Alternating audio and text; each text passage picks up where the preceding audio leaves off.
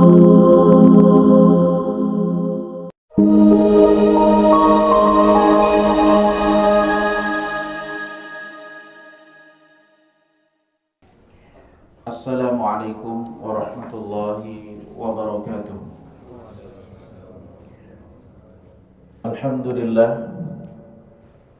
Alhamdulillahilladzi hadana lihadza wa ma kunna linahtadiya laula an hadanallah. Asyhadu an la ilaha illallah wahdahu la syarika lah wa asyhadu anna Muhammadan abduhu wa rasuluh. Wassalatu wassalamu ala nabiyyina Muhammadin asyrafil anbiya'i wal mursalin wa ala alihi wa ashabihi wa ala kulli man sara ala nahji ila yaumiddin, amma ba'd. Bapak Ibu jamaah sekalian yang dimuliakan Allah Subhanahu wa taala. Alhamdulillah di kesempatan siang hari ini di bulan Ramadan, di tengah aktivitas kita, Allah mudahkan kita melaksanakan sholat zuhur berjamaah dan menambah ilmu. Mudah-mudahan Allah berkahi semua aktivitas kita. Allah catat sebagai menambah nilai dan derajat kita di sisi Allah Subhanahu wa taala.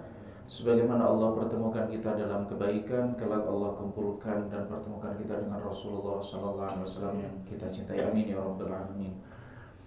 Tema kita pada kesempatan siang hari ini tentang nilai moral dari ibadah puasa. Ada satu hadis yang disampaikan oleh Nabi sallallahu alaihi wasallam yang ada hubungannya dengan tema kita, meskipun cakupannya cukup luas dan penting untuk menjadi perenungan kita bersama. Hadis ini diriwayatkan oleh Abu Hurairah radhiyallahu taala anhu, bahwa Nabi sallallahu alaihi wasallam itu bersabda fima yarwihi an rabbi, hadis qudsi. Jadi Nabi menyampaikan apa yang Allah katakan, tapi bukan Al-Quran. Jadi namanya hadis qudsi. Kalau Al-Quran itu lafaz dan maknanya dari Allah. Tapi kalau hadis qudsi, lafaznya dari Nabi SAW, tapi maknanya dari Allah Subhanahu wa ta'ala. Apa yang disampaikan oleh Nabi SAW? Nabi SAW mengatakan, yaqulullah ta'ala, Allah Subhanahu wa ta'ala berfirman, Man adali waliyan faqad barazani bil muharabah. Siapa yang memusuhi kekasihku, atau di dalam redaksi yang lain, Man adali waliyan faqad adzantuhu bil harb. Barang siapa yang memusuhi kekasihku, maka aku nyatakan perang. Atau kalau dalam redaksi ini, dia menantang perang. Ini sering disampaikan dalam banyak momen. Jadi siapa yang memusuhi wali, maka dia akan dimusuhi oleh Allah. Tapi yang menarik di sini adalah adalah penjelasan setelah itu. Siapa sih kekasih Allah itu? Kemudian wa ma taqarraba ilayya 'abdi bi syai'in ahabba ilayya mimma aftaratuhu 'alaihi. Tidak ada satu hal yang bisa dilakukan oleh satu hamba, tidak ada satu amal yang digunakan oleh hambaku untuk mendekatkan diri kepadaku yang lebih aku sukai, yang lebih aku cintai daripada apa yang aku wajibkan kepada dia. Jadi kalau kita ingin mendekatkan diri kepada Allah, mendekatnya dengan amal.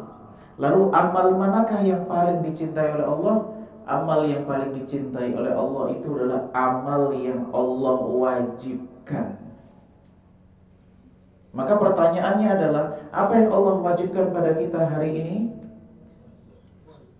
Salat 5 waktu dan puasa di bulan Ramadan.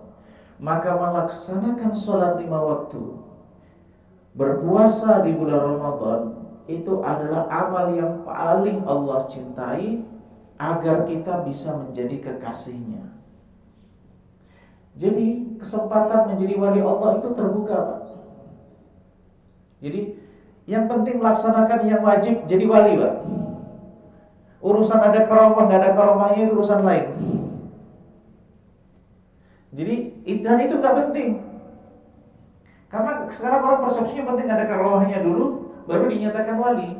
Padahal menjadi kekasih Allah itu adalah wilayah private antara seorang hamba dengan Allah Subhanahu wa taala. Nah, amal yang paling dicintai oleh Allah adalah tidak ada yang lebih Allah cintai daripada apa yang Allah wajibkan. Maka kalau orang ingin jadi walinya Allah, menjadi kekasihnya Allah, apa yang harus lakukan? Kalau di bulan Ramadan adalah berpuasa. Kalau datang waktu sholat 5 waktu adalah melaksanakan sholat. Jadi kalau orang sudah menjalankan semua yang Allah wajibkan kepada dia sesuai dengan kondisinya masing-masing, wali itu Pak. Walau dia nggak ada karomahnya muncul, itu tidak harus. Jadi bukan syarat menjadi wali itu ada karomahnya. Justru syaratnya adalah menjalankan apa yang Allah wajibkan. Kalau ada hal yang luar biasa, ternyata orang yang nggak sholat, itu bukan wali Allah, walinya setan. Dan itu berbahaya.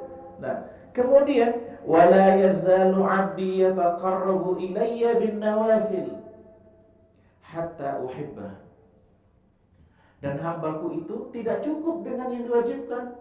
Terus wala yazalu 'abdi yataqarrabu ilayya bin nawafil. Terus berusaha untuk dekat. Sudah dekat nih Pak menjalankan yang wajib, dekat. Dicintai Allah. Tapi dia pengen lebih dicintai lagi, pengen lebih dekat lagi. Apa yang dilakukan? Menambahkan dengan nawafil. Nafilah itu bonus itu maksudnya bagaimana? Tambahan. Apa yang dilakukan di bulan Ramadan kita bonusnya selain ibadah yang paling inti di bulan Ramadan adalah puasa di bulan Ramadan. Itu nggak boleh ditinggalkan kecuali yang uzur. Lalu nafilahnya apa? Salat tarawih. Apalagi? Tilawatul Quran. Apalagi? I'tikaf dan semuanya itu. Itu yang berhubungan dengan bulan Ramadan. Yang berhubungan dengan harian kita, ada sholat rawatib, ada sholat duha, ada tilawatul Quran. Ada apa lagi? Kalau di luar Ramadan ada puasa sunnah dan seterusnya. Hatta uhibbah. Jadi kalau orang itu menambahkan dengan nafilah itu, maka semakin dekat dengan Allah, termasuk qiyamul lail, tahajud, witir dan seterusnya. Maka sebenarnya di bulan Ramadan itu orang cukup dengan berpuasa di bulan Ramadan itu saja tanpa tarawih, apakah sudah dicintai oleh Allah? Sudah dicintai oleh Allah. Tapi apakah kita mencukupkan diri dengan hal itu? Jadi bagi siapa yang ingin lebih dekat lagi, lebih ingin dicintai lagi, hatta uhibbah, sampai Allah mencintainya, maka ditambah lagi dengan nafilah. Kalau Allah sudah mencintai, nah ini jamaah sekalian, apa yang akan muncul, dampaknya yang muncul, indikatornya. Fa idza ahbabtuhu, kalau aku cintai dia, kuntu sam'ahu alladhi yasma'u bihi. Kalau bahasa terjemah ini, maka aku menjadi pendengarannya yang ia dengannya mendengar. Maksudnya bagaimana nih? Wa basarahu alladhi yubsiru bihi, dan penglihatannya yang dengannya ia melihat. Wa yadahu allati yabtishu biha, dan tangannya yang dengannya ia memukul. Wa rijlahu allati yamshi biha, dan kakinya yang dengannya ia melangkah. Maksudnya dia mendengarkan apa yang Allah ridhoi, dan dia tidak mendengarkan apa yang Allah tidak ridhoi. Artinya menggunakan telinganya untuk mendengarkan apa yang Allah ridhoi. Ini diperintahkan untuk didengarkan, dia dengarkan. Apa yang dilarang didengarkan, dia tidak dengarkan. Apa di antara yang dilarang didengarkan adalah ghibah, mendengar-dengar bisik-bisik tetangga. Itu. Wa basarahu alladhi yubsiru bihi. Lalu kemudian dia menjadikan telinga matanya itu melihat apa yang memang Allah perbolehkan untuk melihat. Apa yang Allah perintahkan untuk melihat. Jadi dia mengendalikan pandangannya sebagaimana yang Allah perintahkan. Wa yadahu allati yabtishu biha, dan tangan yang dengannya ia memukul. Artinya tangannya tidak sembarang memukul. Tidak menggunakan tangannya untuk sesuatu yang dilarang oleh Allah Subhanahu wa taala.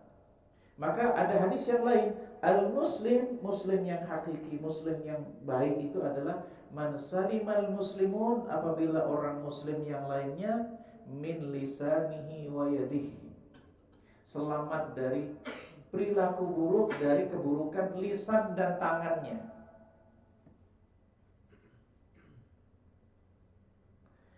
Warijluhu allati yamshi biha, dan kaki yang dia gunakan untuk melangkah. Melangkahnya pada hal-hal yang diharamkan atau diharamkan. Kalau dia dicintai oleh Allah SWT, maka dia menggunakan kakinya untuk menuju yang dihalalkan, yang diperintahkan, yang Allah cintai. Lalu dia tidak menggerakkan kakinya untuk menuju hal-hal yang dilarang oleh Allah Subhanahu wa taala. Jadi ada proses. Prosesnya apa? Melakukan yang wajib dilengkapi dengan yang sunnah, maka akan muncul itu Pak, secara bertahap. Apakah langsung bisa berubah? Bisa saja kalau Allah berkehendak. Dan Allah tidak mengingkari janjinya Pak. Kalau orang itu benar-benar memang tulus, apakah lalu kalau orang itu sudah menjadi kekasih Allah tidak pernah berdosa? Bisa berdosa. Maksudnya mungkin. Jadi orang itu meskipun dia menjadi kekasih Allah, mungkinkah dia melakukan dosa? Mungkin saja. Tetapi dia akan memperbaiki apa yang dia lakukan. Apakah orang yang mencintai Allah, yang melakukan yang wajib dan sunnah itu kemudian dia tidak pernah salah? Bisa saja salah, itu tabiat manusia. Tapi bagaimana yang ia lakukan setelah ia salah? Nah, jamaah sekalian, moral dan perilaku atau dalam bahasanya adalah adab. Adab itu dalam pengertian klasik itu bukan etik atau sopan santun namanya. Adab itu dalam istilah yang dipakai oleh ulama klasik adalah perwujudan nilai-nilai dalam perilaku. Itu adab. Jadi perilaku orang, jadi apa yang dia ketahui itu bukan hanya teori saja. Misalnya menyekutukan Allah itu tidak diperbolehkan, ya kan? Itu kan teori ilmunya. Dia tidak melakukan hal itu, itulah adab. Cuman kemudian kekinian dipahami adab itu maknanya adalah sopan santun. Jadi seluruh perilaku manusia, perwujudan dari nilai-nilai dalam agama itu adalah adab. Baik itu berhubungan dengan Allah Subhanahu wa taala atau berhubungan dengan manusia. Nah, mari hal ini kita tarik di dalam konteks kita berpuasa di bulan Ramadan ini. Hadis ini menjadi acuan dasar kita di dalam melihat sejauh mana puasa itu berdampak kepada kita. Atas dasar hadis itu tadi, Pak. Kenapa?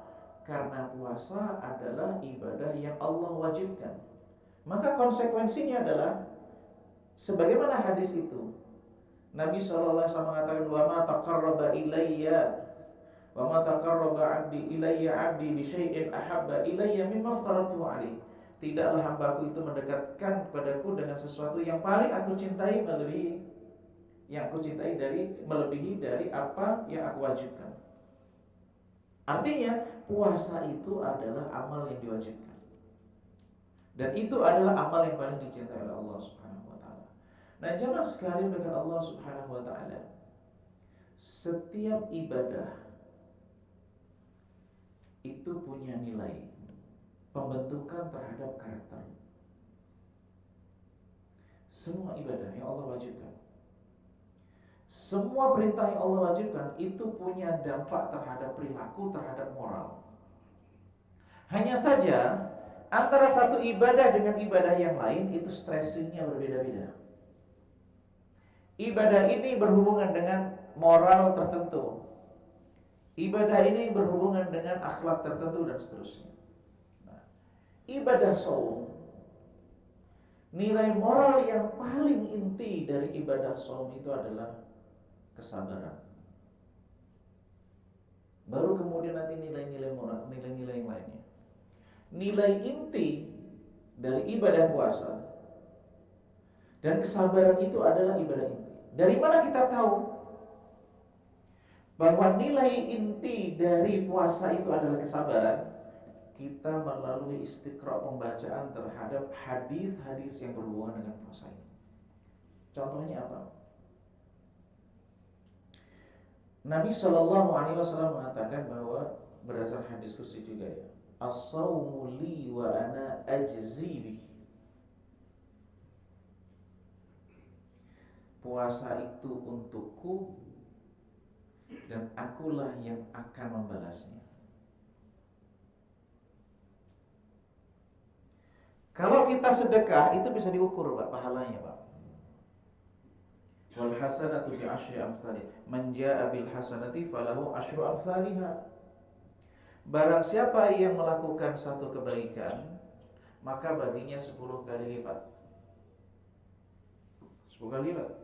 Misalnya, atau di ayat yang lain sampai 700 kali lipat. Di hadis yang lain 100 kali lipat atau sampai kelipatan yang banyak. Artinya ada angka-angkanya. Tapi puasa, as-saumu li wa ana ajzi bihi. Puasa itu untukku dan akulah yang akan mengukurnya, memberikan pahala kepadanya. Maka ini selaras dengan ayat Al-Quran yang sifatnya umum. Innama yuwaffas sabiruna ajrahum bighairi hisab. Ayat ini bukan hanya untuk puasa saja, Pak. Tapi ayat ini bisa menjadi cantolan bahwa puasa itu ada korelasinya dengan ayat ini. Innama yuwaffas sabiruna ajrahum bighairi hisab. Orang-orang yang bersabar itu akan diberikan balasan wafa. Wafa itu diberikan balasan yang setimpal. Sebagai janji, pemenuhan janji, balasan atas apa yang dia lakukan bighairi hisab, yang tidak terhingga. Semakna dengan as-saumu li wa ana ajzi bihi. Puasa itu untukku dan akulah yang akan balas. Dan itu juga selaras juga dengan hadis Nabi Shallallahu Alaihi Wasallam ketika seseorang itu sedang berpuasa lalu kemudian digoda, diajak untuk bertengkar, diajak untuk berkonflik, kemudian mengatakan innama ana shaim, sesungguhnya aku sedang berpuasa.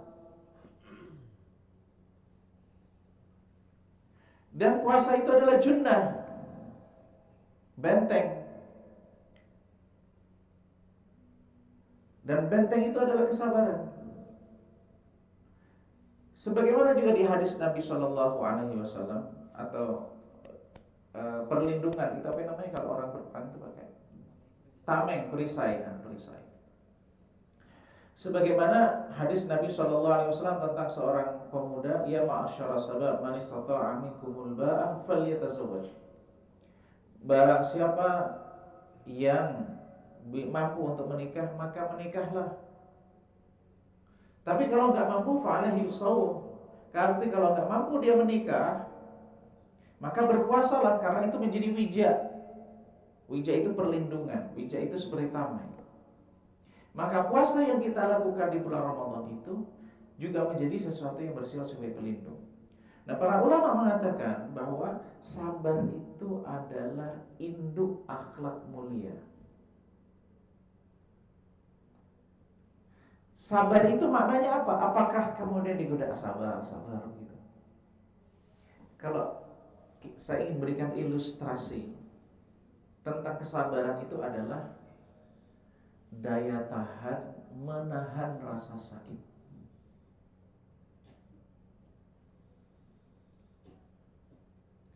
Daya tahan menahan rasa sakit. Ini saya ingin berikan ilustrasi yang lebih.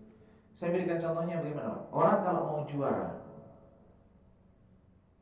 misalnya Orang mau masuk perguruan tinggi favorit, orang ingin lulus satu peluang tertentu, apa yang dilakukan? Mempersiapkan, bergadang, mempersiapkan A, B, C, D dan seterusnya. Itu sakit kan? Sakit itu maknanya ketidaknyamanan. Dia harus melawan ketidaknyamanan itu, menebusnya dengan mengurangi tidur, menebusnya dengan capek, menebusnya dengan kelelahan dan seterusnya. Itulah makna kesabaran. Bukan hanya ketika ada ujian lalu kemudian dia bertahan. Bukan itu saja maknanya. Ada tantangan, ada challenge, kemudian dia ingin meraih challenge itu. Yang untuk mencapai capaian itu dia harus bersakit-sakit, harus mengurangi tidurnya, harus mengurangi hobinya, harus mengurangi makannya, harus mengurangi segala macamnya. Itulah kesabaran. Maknanya adalah kesabaran itu adalah daya tahan untuk menahan ketidaknyamanan dan rasa sakit. Baik itu dalam konteks menahan sesuatu tantangan yang datang kepada dia, atau dia ingin meraih sesuatu yang ia inginkan. Kedua-duanya itu harus menahan rasa ketidaknyamanan, dan itulah kesabaran. Sebagaimana digambarkan oleh Allah Subhanahu wa taala tentang orang-orang yang sabar itu, wa ka'ayyin min nabiyyin qatala ma'ahu ribbiyuna katsir fama wahanu lima asabahum fi sabilillah wa ma dha'ufu wa mastakanu. Betapa banyak para nabi itu dalam perjuangannya di jalan Allah itu didukung oleh pengikutnya. Apa karakter pengikutnya itu? Fama wahanu, tidak lemah mentalnya. Wa ma dha'ufu, fisiknya tidak roboh, tidak apa itu istilahnya? Fisik kita lemah, tidak lunglai fisiknya. Wa mastakanu, tidak menyerah. Nilai-nilai kesabaran inilah yang paling kuat ditempa selama kita berpuasa. Pokoknya kalau belum tenggelam matahari 1 detik, 2 detik, tetap ditahan. Begitu berkumandang azan datang menandakan fajar, meskipun makanan yang enak itu belum habis, hasratnya masih ingin menghabiskan, harus dia tahan, berhenti. Itu adalah bagian dari ketidaknyamanan. Kemudian terus siang hari menunggu zuhur harus menunggu lagi sampai asar harus menunggu lagi sampai maghrib. Kalau belum matahari tenggelam, belum tiba waktunya, meskipun makanannya sudah jahis, sudah ada di depan, udah nunggu begitu Pak. Gak ada orang lain. Tantangannya kan ini, sudah siap Pak. Bahkan kadang-kadang ini minumannya udah gini nih, udah dipegang nih. Pokoknya kalau dia belum sampai ini, maka kalau itu kita bawa dalam hidup kita, itu luar biasa Pak. Dalam segala hal. Artinya apa? Sebelum kita mengambil keputusan satu tindakan, kita pikirkan ini. Kan kita ini sebelum memutuskan untuk meminum sesuatu, kita pertimbangkan, udah masuk waktunya atau belum? Kalau saya minum sebelum tiba waktunya, gagal total ini semua usaha dari pagi sampai hari ini. Jangan sampai gagal di ujung. Bukan berarti kalau gagal di awal itu boleh, bukan berarti. Kemudian berikutnya, nilai moral yang berikutnya adalah pengawasan. Rasa pengawasan.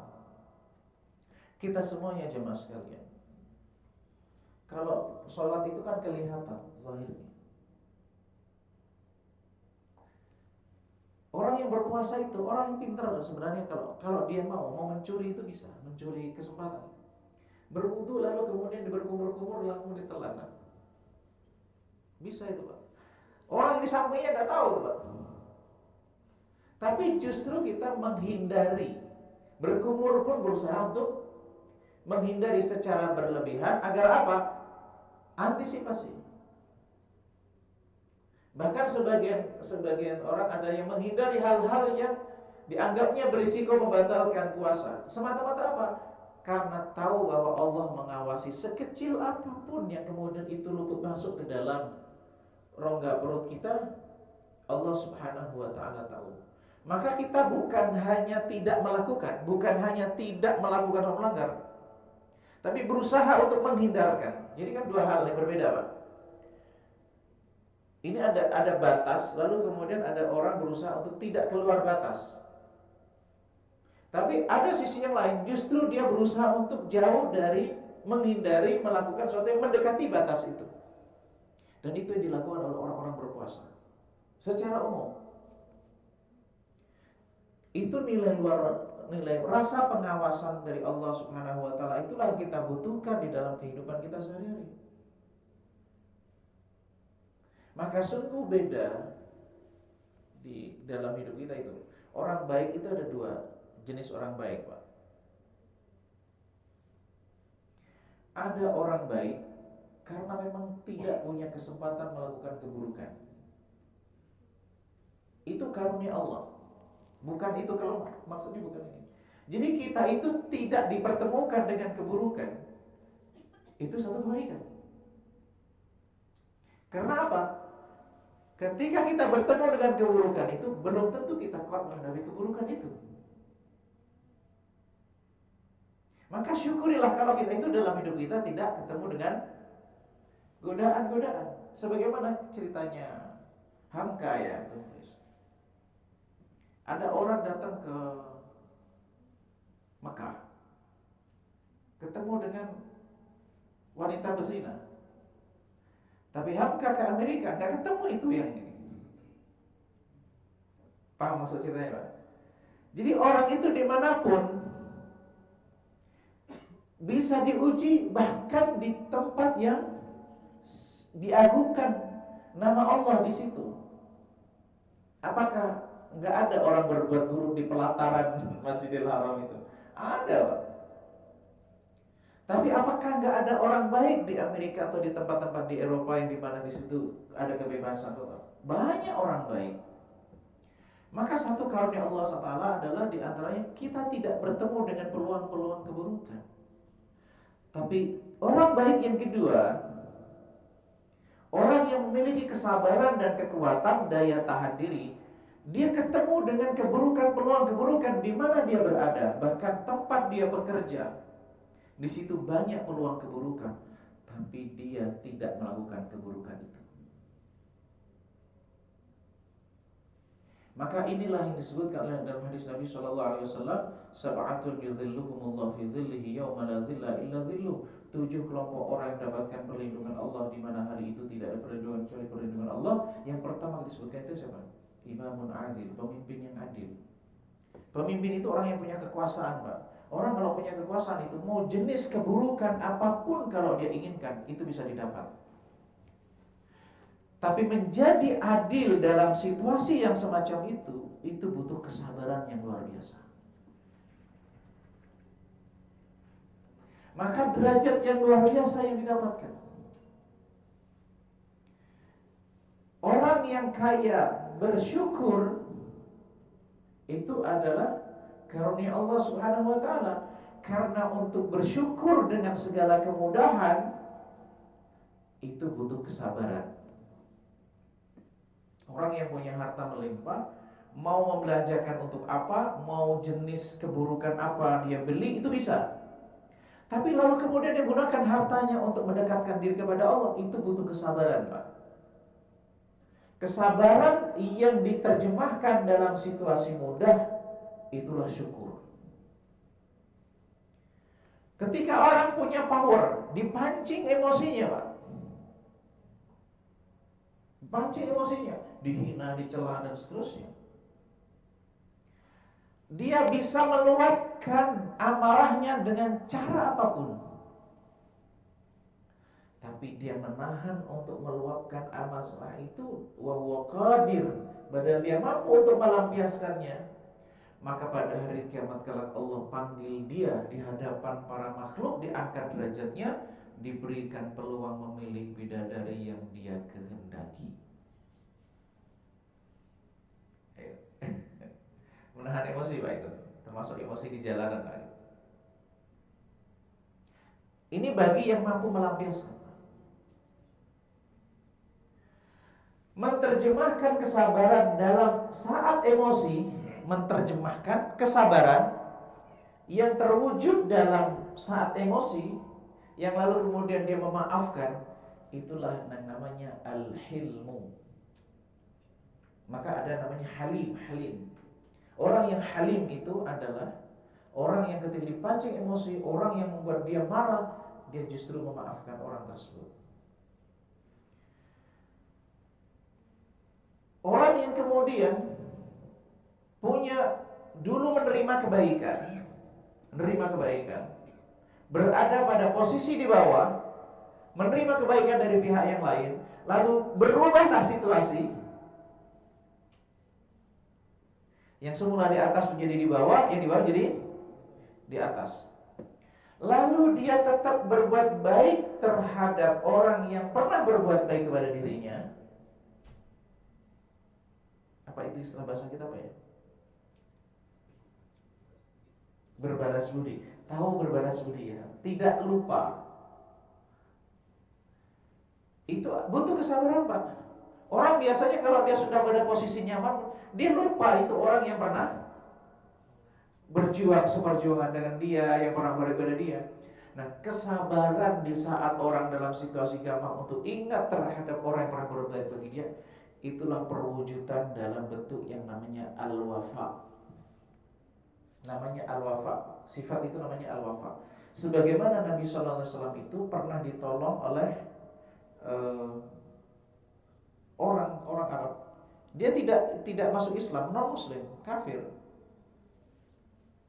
Begitu di dalam perang Badar itu banyak tawanan, Rasulullah mengatakan seandainya dia itu meminta membebaskan tawanan ini akan aku bebaskan. Bagaimana Nabi SAW tidak melupakan kebaikan orang yang pernah berbuat baik kepada beliau, meskipun orang itu tidak beriman kepada beliau. Maka nilai inilah yang sebenarnya jamaah sekalian yang perlu kita renungkan kita bersama. Kesabaran itulah yang kemudian akan terwujud di dalam banyak nilai-nilai moral, yang itu terwujud di dalam banyak hal, terjemahkan di dalam banyak aktivitas. Ketika seorang bersahabat, ketika dalam situasi mudah, ketika dalam situasi sulit. Dan di antara nilai moral yang lainnya juga adalah ketika seseorang itu berpuasa,